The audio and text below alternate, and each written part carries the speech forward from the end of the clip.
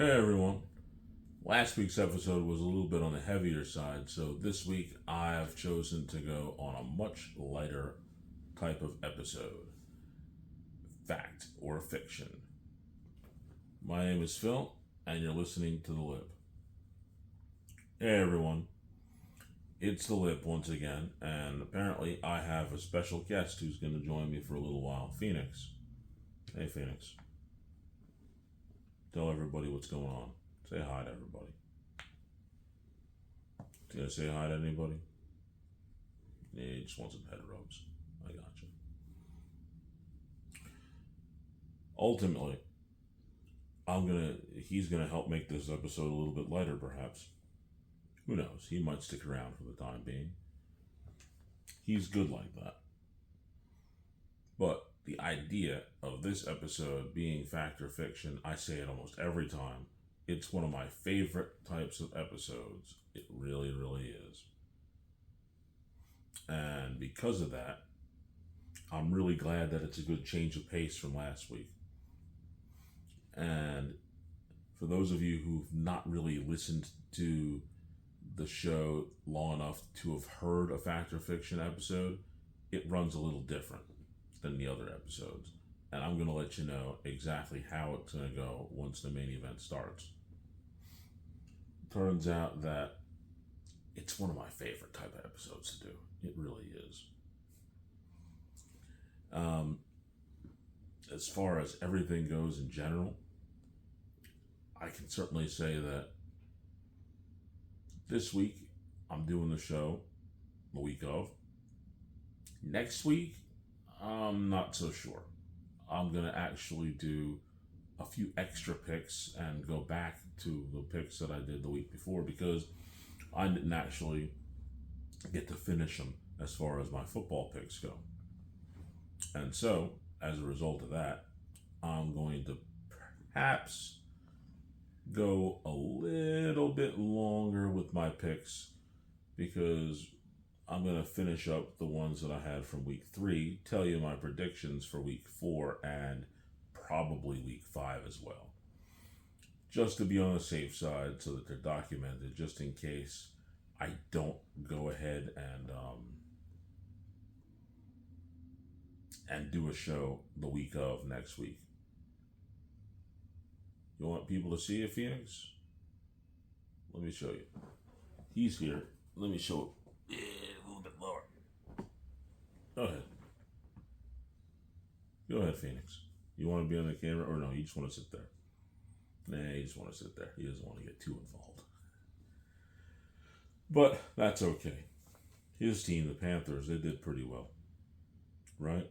Yeah, Panthers did okay, didn't they? But as far as this episode goes,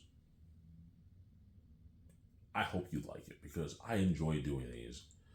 I can certainly say that for those of you who are unfamiliar with the concept that I use with fact or fiction, I'm going to give you the quick gist of it as far as the origins right here. Turns out that I really like April Fool's Day. I love April 1st. And one of my favorite April Fool's jokes that I actually did was on my kids. One April Fool's Day, I took them to school and I told them, hey, guess what? You're going to have a half day. I'm going to see you around 12. And they were all excited when they got out of the car and went to the building. Now, that was my 2 older ones. My younger one at the time went to a different building of the school, so I had to drive her to a different spot. And she was excited for a little bit, and she said, hey, we have a half day? And I told her, no, we really don't. It's April Fool's Day. She started laughing. And of course, when I went to go back to pick up the older 2 kids, they were telling all their friends, oh, we're going to have a half day today. Okay, half day. And as a result of that half day, they kept telling everybody, and when 12 came and they were still right there in class, they definitely were upset. And when they came to see me at the end of the day, you could see the looks in their eyes like, I can't believe you did that. But yeah, I did that. I absolutely did. They were just like, couldn't believe it. They were all ready and psyched for going home early that day. And it was what it was. There was no half day. That was a lot of fun. But now, as far as it goes, I like to do that because it helps me be more creative when it comes up with things. Because now I have to, like I said, put the creative juices together so that I can think of these things, which are fiction, which of course takes a little bit more effort than things that have actually happened, which also should be telling. The fact that some of these things that actually happened are pretty strange. That's what happens sometimes. But what are you going to do? You just live life and things happen, and when they're happening, you ask yourself, did this really happen? And in the process, you realize, yeah, it did. And you're shaking your head like, I can't believe that this is actually really happening. That's what fact or fiction is all about. Those kind of episodes in life that just seem to be like, wait a minute, is that real? Yeah, it really was. But like I said, it's a lot of fun, and I hope you enjoy it. Next, it's time for the fill in the blanks. Now, the fill in the blanks question today is going to be about football. Is the kicking game important in football? The answer to that question is yes. 100% yes. Oh, yes. It turns out that it's so important that the Spear of the Week is going to be about the fact that situations for the 49ers may have turned a different way had they not been for the guy who's the Spear of the Week. And I'm telling you, he would have been a problem again. What can I tell you? Except for that. Question for the fill in the blanks. In football, does the kicking game matter? The blank is filled with yes. And now it is time for the main event. I'm going to ring the bell right now. And as promised, I told you, for those of you who have not listened to an episode of Fact or Fiction, this is Fact or Fiction number 18. So I've done this 18 times, Fact or Fiction. And each time, for me, it's more entertaining than it was the last time. I'm not going to tell you which episodes it was in case you go back. And I recommend you going back and checking out the episodes of Fact or Fiction. What ends up happening here is I'm going to give you a statement or tell you a story. And as I'm doing so, I'm going to give you the opportunity at the end to decide whether or not what I'm telling you is a fact or if it's fiction. And at that point, I will definitely have to tell you that I will reveal which they really were, fact or fiction. Now, for the record, I have been known to do an episode that every single one of the stories or statements were fiction. And I also did an episode where every single one of the stories were fact. Generally speaking, I usually go anywhere between 50-50 to 60-40. So you never know. I'm going to give you 6 of them, so it's real safe to say that it's a nice mix most of the time. And a lot of times it doesn't go 50-50. A lot of times it's heavier in one area or the other. But only that one time that I did each show where one was all fiction and one was all fact. That was fun. That fiction one, boy, whew, that was tough because I had to come up with 6 completely out there stories. so much easier to do the one that was all fact because it's all stuff that actually happened. But neither here nor there. After I'm done, like I said, telling you these statements or stories, I'm then going to give you some time to decide for yourself what is going on. And then after that, I'm going to tell you what is actually the case, what is fact, and what is fiction. So, shall we begin? I'm going to say yes. The first situation that I'm going to tell you is I saw a car at a Target go into a parking space, hit a car parked in front of it, back out, and then sped away. The situation was pretty ugly. I mean, everybody's been in a situation where you're getting ready to park and you're just going to pull in. You're not going to back in, but you're pulling into the parking space. And turns out that this individual was on the line, the group of parking spaces in front of the area where I was at, facing them. I was watching this whole thing go down. Car pulls into the spot. All you hear is a bang. And then reverse lights. Backed out. Hard left. And instead of doing the standard 5 to 10 miles an hour in the parking lot, probably doing about 30. Now, I stepped out of the car real quick because, just out of curiosity, the car was already gone. It was so quick, I didn't even get to see what color it was. I just knew that I just saw a car flip in front, and I heard the smack of the car hit the car in front of it. Apparently, it felt, nobody saw it, and backed out and took off. Didn't even go into the store. So that day, Target lost who knows how much money because that individual was careless in the parking lot and hit somebody. Now, of course, I looked up and you could see where there was some front end damage on the car that was hit. Like, who does that? Didn't leave a note. It was literally a hit and run in the parking lot.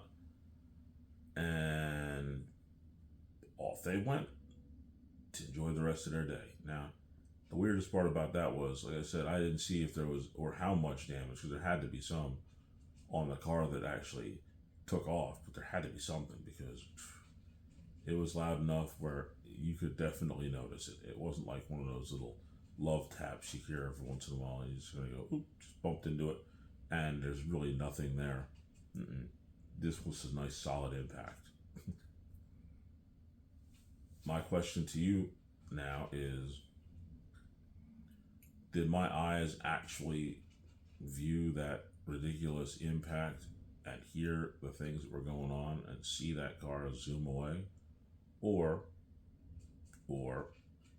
was that just a story that I'm telling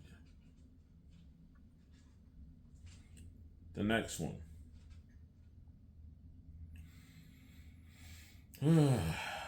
Parking lots are bad these days. Now, this is not a first-hand story that I'm going to tell you. It's a second-hand account. When I was working at Wawa, turns out that there was an individual who decided to have a little too much to drink. And at the time, he was driving not to my store, but to a store that you could almost call a sister store, because the store manager that I worked with actually was managing 2 small stores at the same time. And this guy who had a little too much to drink was driving to the other store that my manager was manager of. He drove up to the store, got into the parking lot, clearly inebriated, pulled his car into the parking space, hit the gas, didn't hesitate for a second, jumped up onto the sidewalk curb on the store, smacked into the building. And When he hit that building, he did significant damage to the exterior of the building. And at the same time, that damage knocked into the steam table where the hot food is at in the store. And it spilled all kinds of stuff from the steam table all over the floor. Now, an assistant manager who was in the deli at the time stood up and ran over and actually slipped and fell and broke her ankle.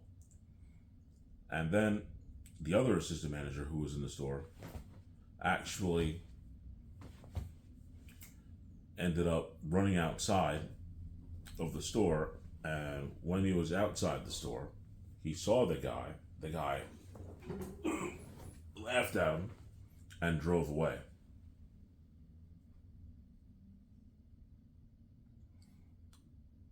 Is that story true? Or am I just making up another one? Let you know in a minute.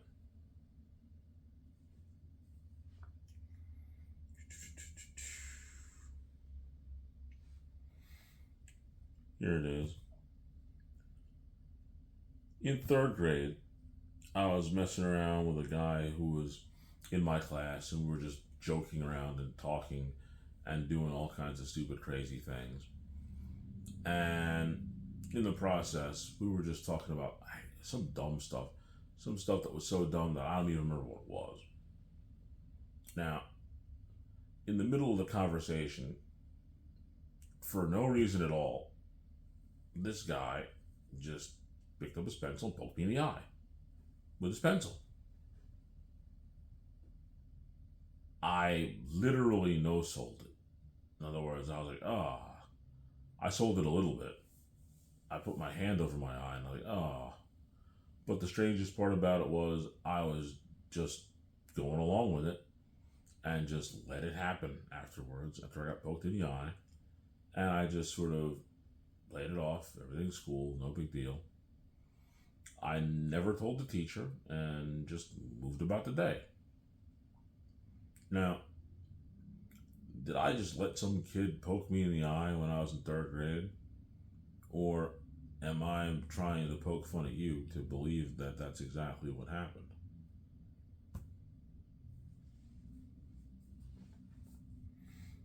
Next. This one is particularly personal because if you want me to turn into the Red Hulk, this is a really good way to do it. I ordered a pizza from a particular pizza place that will remain unnamed. They told me that I had to go get it because I told them I wanted to pick it up. And as I was getting ready to finish the call, I asked him, how long is it going to be? And he said, well, it's going to be 20 minutes. Okay, no problem. I'll see you then. So the 20 minutes is about to go by and I have to fill in that time. So one of the things that I would do is if there was a particular drink that I wanted, I would go to a store to go get it. And typically I'd wait about 10 minutes after the phone call to go to the store to go pick up the drink. And then by that time, it would take me about another 10 minutes or some change in order to get to the pizza place so that I could pick up my food and I could be on my way home. All in a nice, organized, systematically drawn out way. I go, I get my drinks, I then get the pizza, and then I go home. Just like that. Bing, bang, boom, over, you know? So everything's going good. I go to the pizza place after I've already gotten my soda. And for the record, I actually chose code red for this particular pizza because sometimes, like people say, certain things pair well with certain foods. This particular pizza paired very well with code red, Mountain Dew. That was just my preference with that pizza. There's some idiosyncrasies that I have that go along with what soda goes better with what pizza, but that's not what this is about. The problem is what this is about. What problem? when I get to the pizza place, and it had been at this point in time about 20, 25 minutes, and my expectations were that it's better to be there a little bit later because that way you know that it's going to be done. I walk in, I say, hey, what's going on? I ordered a large pie. The guy looked around and he's like, what kind of large pie? Plain. He looked up, I have 2 pepperoni and I have a Sicilian and I have a plain. You don't have plain? I called it and I ordered it. And then the other guy comes up from the back. He goes, yeah. Oh, I forgot to tell him. They didn't make it. You didn't tell me, is the guy saying. They would talk back and forth at each other. And I was just like, all right, guys. Can you just make me a large plain pie? That's all. It's good because I like the people who were there. So I wasn't going to be too upset because I know that it was worth the wait. And it probably only take about 10 minutes for them to make it. And sure enough, 10 minutes later, there it was. One of the best pies I ever had. And the guy who was responsible for forgetting to place my order said, this one's on me because I told you time, but I didn't tell him to cook it, so this one's for you. So now this has 2 questions I have for you. Number 1, to decide whether or not this is true or not. First of all, did the pizza place actually forget my order? And then did they give it to me for free because they forgot it? Most people would say that's the right thing to do. But of course, that is if it actually happened. I'll let you know.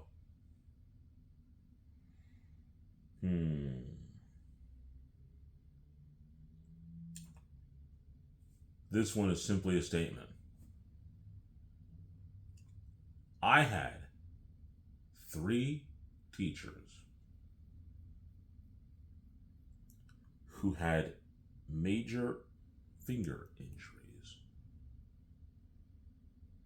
I had 3 teachers who had major finger injuries. Is that the truth, or am I pulling your leg?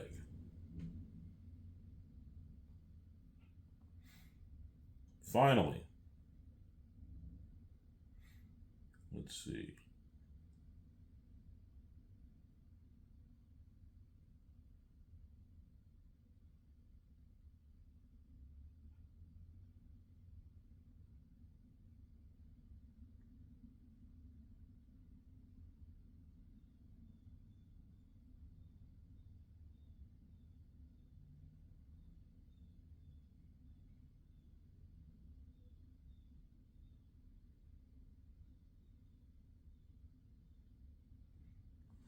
Okay, yeah, this is a good one.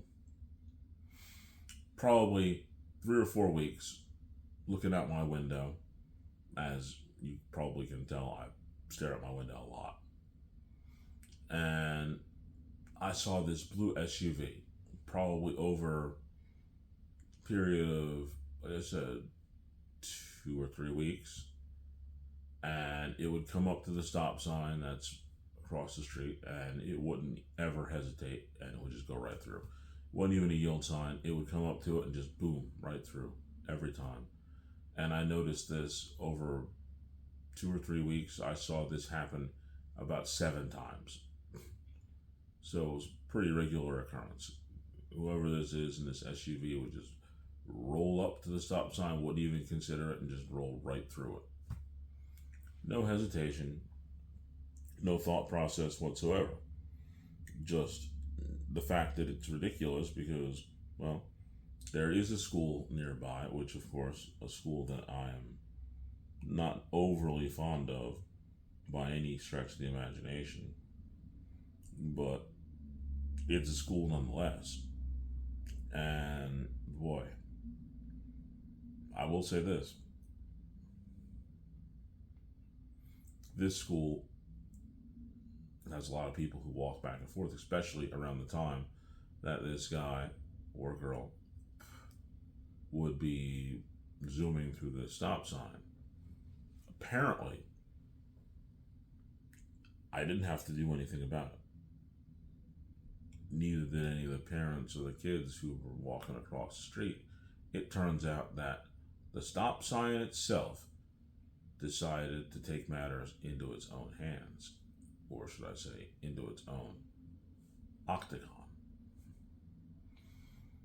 There's one day when I was staring out there looking at it, and here comes that same blue SUV, and lo and behold, the guy, instead of going straight this time, decides to turn.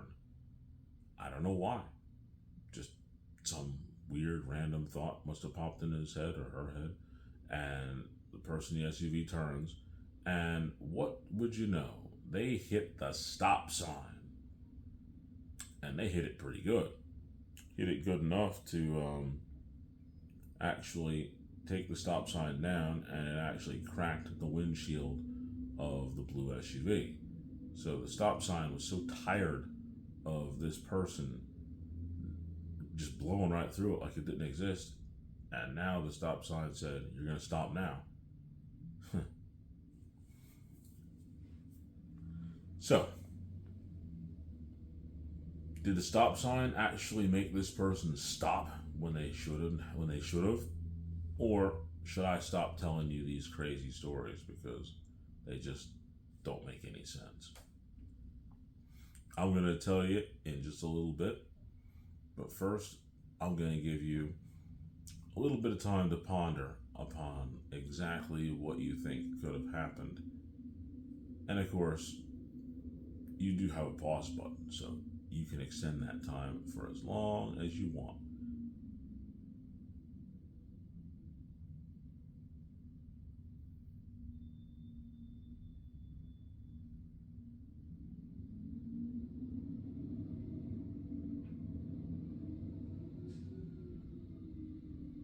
Okay. At this point in time, I've given you some time, and if you really wanted to concentrate and think about it, you could have gone back a few, listened to them over again if you chose to, and you would have been able to have an opinion on whether some of these were fact or fiction. But now the time for opinion is over, and it's time to actually reveal what was in fact fact or fiction. Starting at the top, the first one. I watched a car at Target go to a parking spot and hit the car in front of it and then just drive off. Now, as many times as that's probably happened in Target and a multitude of other parking spots in a multitude of other stores, and in fact, I probably have seen it a few times. This particular story in Target did not occur. This one is 100% fiction. Now, granted, in a few episodes, I am going to talk to you about something that happened in the Target parking lot. That is absolutely true, but it goes under the guise of more "what are we doing" than a fact or fiction. Next one. I saw a guy, no, I didn't see this. A guy jumped the curb at a small Wawa that was connected to the manager at my store who managed both Wawas. And this guy actually ran into the building, drove off drunk. Well, this story is absolutely true. Yes, it is a secondhand account. I was not working at that store at that time when it happened. However, like I said, my manager from the store that I worked at also managed the store that the incident happened at. And more than one occasion, I actually was asked to and did work at that store prior to and after the incident. this definitely happened. Now, when it did happen, um, a few of the employees that were in that store came to work at my small store so they wouldn't lose any hours and helped everything out because they had to do some structural repair on the outside of the building because this guy hit the building hard enough where he actually cracked the outer wall. The impact was so great that it actually did hit the outer wall so hard that there was a crack in the outer wall and it hit against the steam table where the hot food is stored for sale and distribution. Now, when that happened, quite literally, a tray of meatballs and the soup that was on the steam table actually did fly out of the steam table. And again, the one assistant manager was sitting around the deli because the deli was right there and the office was sort of like one, it's interconnected. The office, there wasn't a closed door office, and it would go straight back from one end.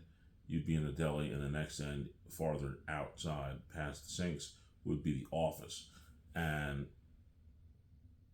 very literally, very literally, that assistant manager got up from her seat in the office and ran into the deli, and she slipped on some of the food that was on the floor, and she did in fact break her ankle, and she was out for months. And then the other assistant manager, who was actually on the register, actually ran out of the store and actually did see the guy who hit the building, who smiled at him and then drove off. Unbeknownst to that drunk dude, he forgot something.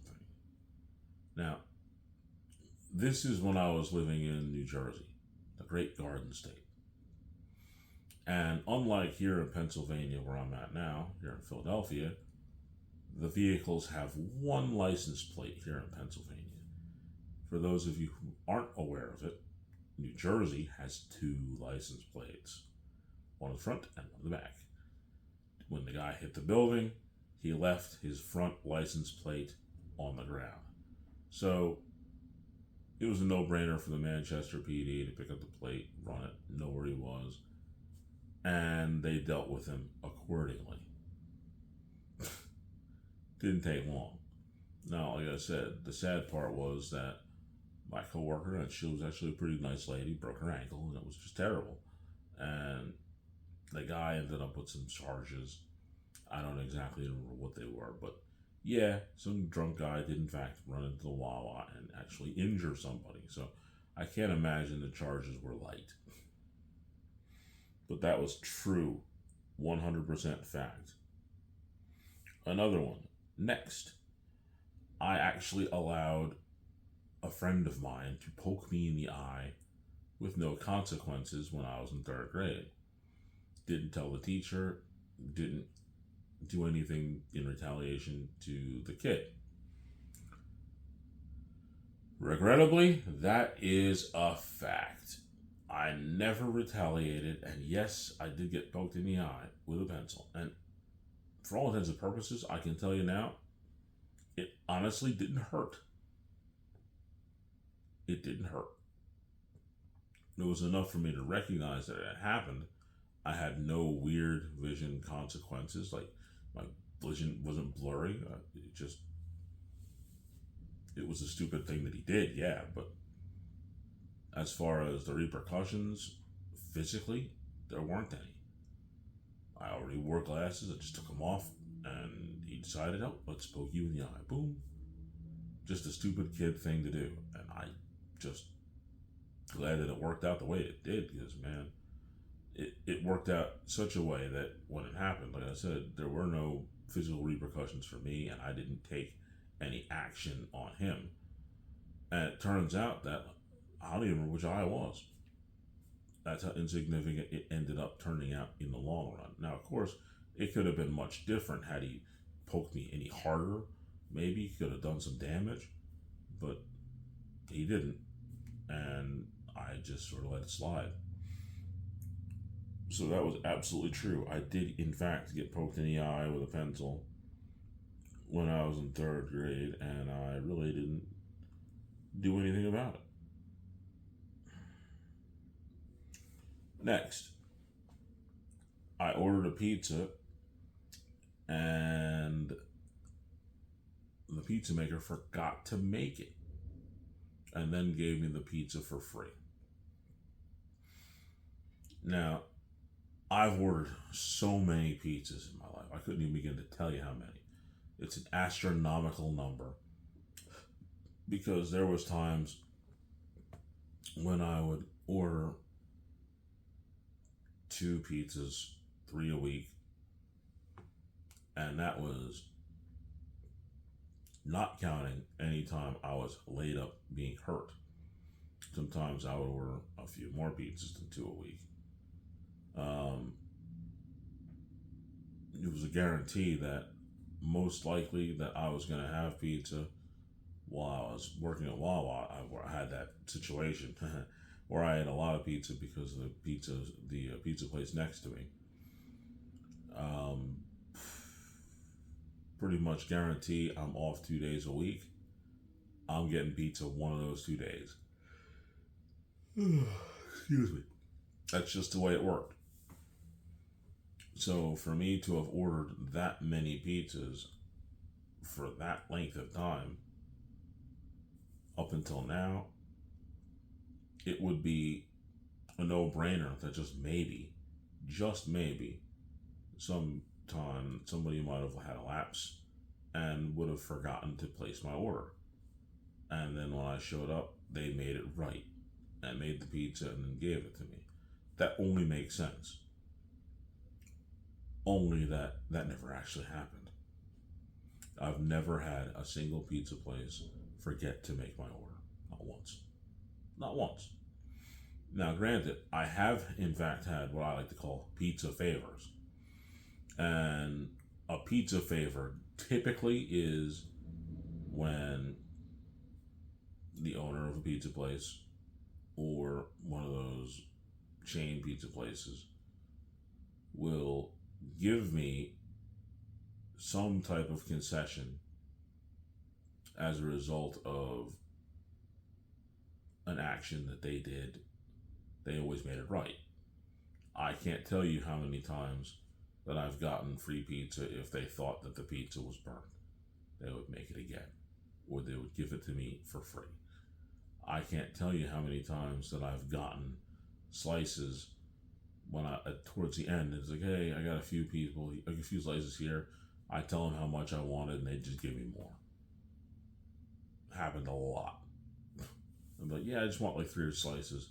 Well, we're getting close to the end. I have 7 here. You want this whole half a pile? I'll give it to you for the 3. Happens all the time. It's all about being in the right place at the right time, knowing the right people, being a regular customer. All these things add up, and you get what I like to call pizza favors. There's probably a million people out there who've gotten other favors from other establishments. It's just what happens. Like, plenty of times when I was working at Wawa, I had the opportunity to just write off coffee for people, write off food, if the situation allowed it. If somebody had a problem or an issue, I would immediately handle it, and that would be one of the ways I would handle it. So, okay, you've had an issue with our service, with our quality of what we gave you. I'm going to give it to you for free. I'm just going to write it off. Here you go. You can have it. Come back to us. And you know you'll come back because we made it right. Now, I can certainly say that I would have appreciated the fact that I would have gotten a pizza favor from this pizza place. However, I never had to because, like I said, I've never had a pizza place forget my order. I've had burnt pizza once in a while and they would just give it to me. Or they would remake it and they would still just give it to me because it was a mark against them because they don't want to give out an inferior product. Like, for example, same thing. I know I'm rambling on about this, but when I was selling my cookies and my pies, if there was an instance where a customer didn't like what they got, the first thing I would do is I would remake it and it would be free. Wouldn't even be a hesitation. And usually when I remade it, I would probably add a little something to it. So, in fact, I had that happen one time. Person ordered a dozen cookies and they were a little off, a little burnt more than they wanted. They didn't like the way they came out. So I actually gave them a dozen and a half. So they got 6 more for free. And they were better. You have to do that. That's just what you, because at that point in time, that guy ordered more cookies because, okay, if he messed it up, he's going to make it right. And I maintained his business. That's what you have to do. But once again, I never had a pizza place do that. That story that I just told you was 100% fiction. Now, I give you a statement. I had 3 teachers with major finger injuries. 3 teachers with major finger injuries. And the answer to that is fact. And what do I consider a major finger injury? That would be something that required some type of surgical procedure in order to replace or remove the rest of a finger. And it turns out that a lot of times, I can't remember which finger it was, but my wrestling coach and woodshop teacher, this happened prior to me having him as my teacher, but he cut a finger on a table saw and he was able to get it put back on, but it was not quite the same. I had an art teacher who used a big paper cutter and ended up having the finger cut off and had it replaced, and again, it was not the same. And then my math teacher, how did that work? Also, in the past, he was a shot put and discus coach, track coach. And when I knew him, he was, like I said, he was my math teacher and he was the weight coach at Southern Regional High School. And his role was to literally maintain the weight room, keep it open, and advise people on what they were doing inside the weight room and help out if need be. He ended up losing a tip of his pinky somewhere along the line. Never did ask him how he did it, but he definitely did. So 100% fact, 3 teachers, 3 traumatic injuries to fingers. Yeah. As in cut off, had to be removed some piece of it. Definitely. And for sure, I had that. And boy, those are some guys too. All 3 of them. The art teacher, the woodshop teacher, and the math teacher / weight coach. They were all really good guys. I learned a lot from them. In fact, one of my favorite things about the woodshop teacher, let me just tell you this, was the fact that he was so adamant about working on wood, and he was also a General Motors master tech before he became a woodshop teacher at Southern. And the thing that made it so interesting is because he knows that if you learn some stuff in woodshop, you may be tempted to try to do some things at home if you say had some tools and wanted to try to make something, because that's part of the deal. You learn how to do this stuff in woodshop. And so he would do his final exam, true or false section. He always made sure that every single question was true, so that if you were at home and you were doing something over the summer that came across your mind as one of the questions that he had told you on the test, you knew without a doubt that it was true. so that you would go, okay, I can do this, or oh no, no, no, I shouldn't do this because this is true. He was trying to be extra precautious with that. And I thought that was pretty cool. Really did. The art teacher, he pretty much helped me think about the fact that for the longest time I was always interested in trying to draw pictures and stuff like that. And then I realized from him, his mindset was, you know what?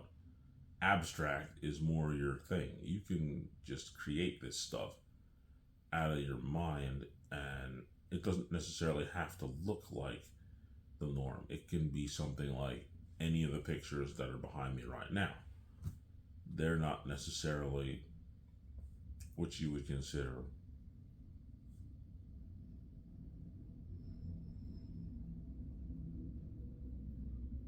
typical sort of art. They're more abstract. They're not necessarily, I guess you could say,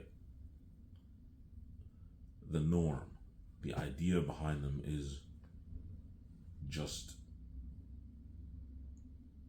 to be different, not necessarily to be a specific thing. I love it. Wouldn't have thought about that if it wasn't for him. And then, of course, one of my guiding principles to how I would work out in the gym came from my math teacher slash weight coach. He showed me and instructed me on a great many things. And I can certainly tell you that, well, a lot of his guidance is what helped me when I was working out very, very heavily in the last several years. Just remembering a lot of the stuff that he said and then cross-referencing it with a lot of stuff that a bunch of other people have said, a lot of things that I've read and studied up on, but his was the foundational point that allowed me to have that place to step off of. And those three gentlemen, unfortunately, throughout their time, all had, like I said, a major injury to a finger. That was a fact. Now, the last part.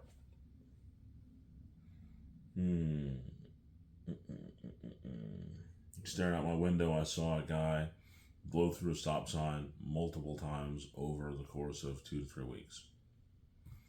And one day he decides to turn, and when this individual turns, he runs into the stop sign, cracking his windshield.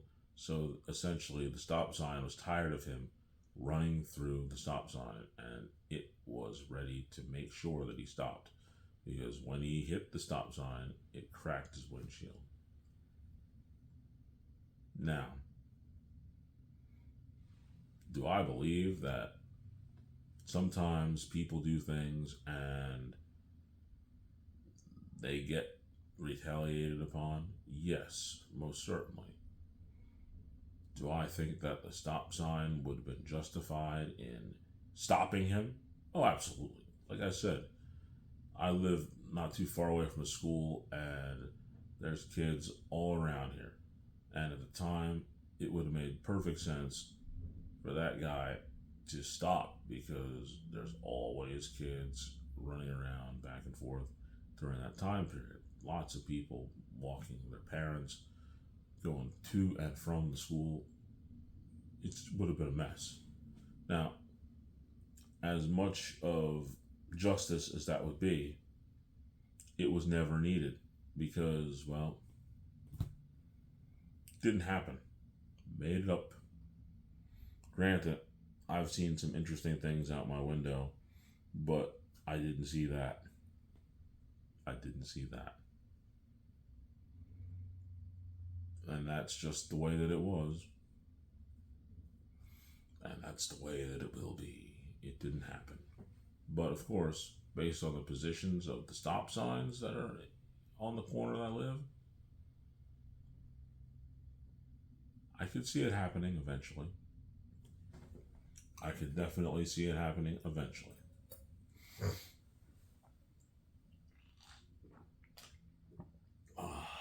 Little swig of water.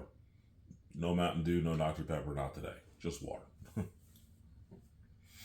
But truthfully, I can see it happen. and maybe I'll do a fact or fiction and I'll tell this story and it will be a fact. But as of right now, nah, it was just fiction.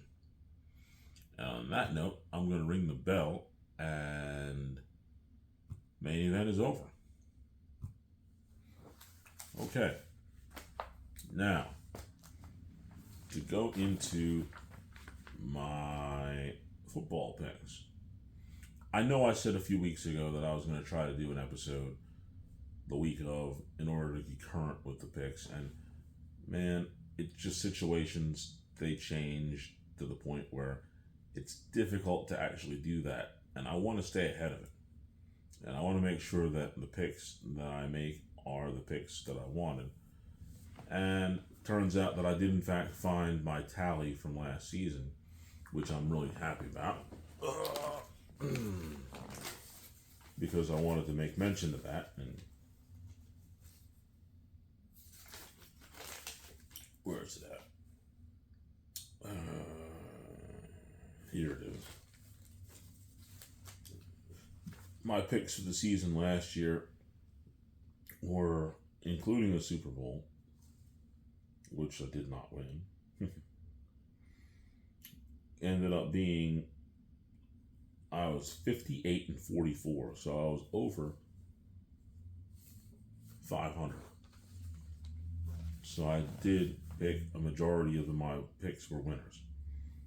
Now, as of now, my picks are, for week 3, I did pretty well. You can't do much better than that. I had said that the Bills were going to beat the Dolphins, and they did. I said 42-10, actual score 31-21. I had the Bengals beating the Vikings, and that was before really taking a good hard look at the fact that Joe Burrow was going to be out for an extended period of time. I had 2017 Vikings actually won 48-10. They just killed them. Now, the Commanders versus the Raiders, that was a win for me. I picked the Commanders. I said 30-21. The Commanders said 30? Nah, we're getting 41. And they won 41-24. I had a close one between the Chargers and the Broncos, and I said Chargers 28, Broncos 27. It was just about that close. The actual score was 23 Chargers, 20 Broncos. I was correct again. And the 49ers over the Cardinals, I was going kind of close, 21-17. Actual score ended up being 16-15, a little closer than I would have liked, but hey, I was right. The 49ers did in fact win, so I'm good enough with that. That put my total to 9-6 for the year, so I'm okay with that. Feel pretty strong. A nice 4-1 on those picks that on week 3. Now I'm going to go over my picks for week 4 and week 5, just in case. So week 4 is going to go by, and then my week 5 picks are going to be in as well. So if I do a show earlier this week, because right now it's September 23rd, 2025 as I'm doing this, I may do a show September 25th, possibly, depending on how things work. It's a real good possibility that my timing and my scheduling may have me do a show on September 25th instead of going to next week. It's possible.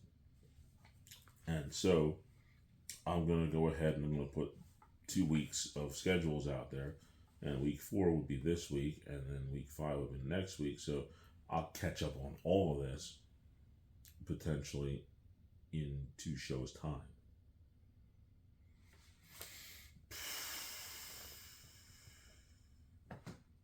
What I have for week 4.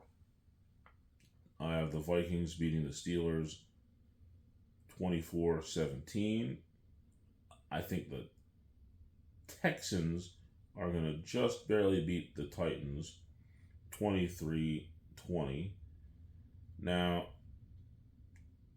turns out that there was some horrible incident with Nick Bosa tearing his ACL again. So, as much as I want the 49ers to win 28-23, I think that it might be a little closer than that. It might actually end up being 24-23.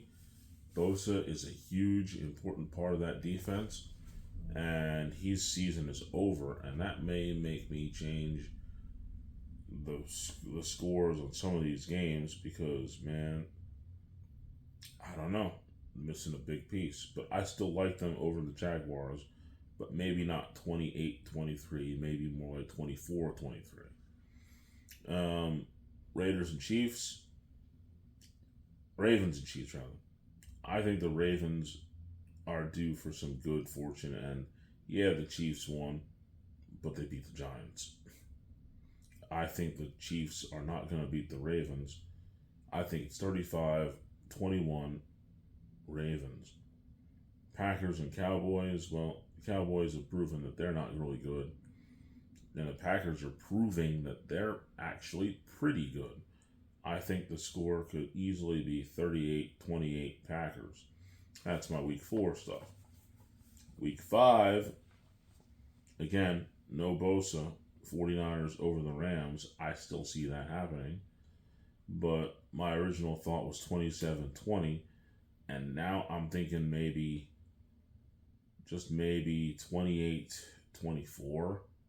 A little bit closer. Because of Bosa's effect. Unless Mikhail Williams actually does prove that he is the guy that they said he is. I'm thinking the 49ers are going to win, but I'm not sure if it's going to be by quite the margin that I was hoping for. The loser bowl, Giants and Saints. There's not a whole lot to say about it except for who's at home. Saints are going to be at home for that game, so I think that little bit of an advantage, them being at home, might be just enough for them to win against the Giants. And I say 20-17 because both teams have really nothing going on. The Giants have a solid defense, so I think that if they can somehow manage to do what they do a little bit on their defense, just play a little bit of defense, they could actually make the game respectable, even though I don't think they're going to win. I think it's 2017 Saints, Texans, and Ravens. Ravens are going to just go ahead and have a nice solid win. I think it's going to be 30-20 against the Texans. And the Bengals, of course, like I said, no Joe Burrow, and they're playing Detroit. I think that one's going to be 35-17, and it may not even be that close without Joe Burrow in the lineup. Commanders and Chargers. Love both of these teams. Jim Harbaugh and the Chargers. Jaden Daniels is the quarterback for the Commanders. I don't like to bet against the Commanders. I just think that there's something about this Jaden Daniels kid. I love him to death, and I have a hard time rooting against him. I think that they're going to win. The Commanders are going to win 30-27. It's going to be a fight, but I think the difference is going to be Jaden Daniels, and the Commanders will win. So, to sum it up one more time, week 4, I have the Vikings beating the Steelers, the Texans beating the Titans, the Jaguars losing to the 49ers,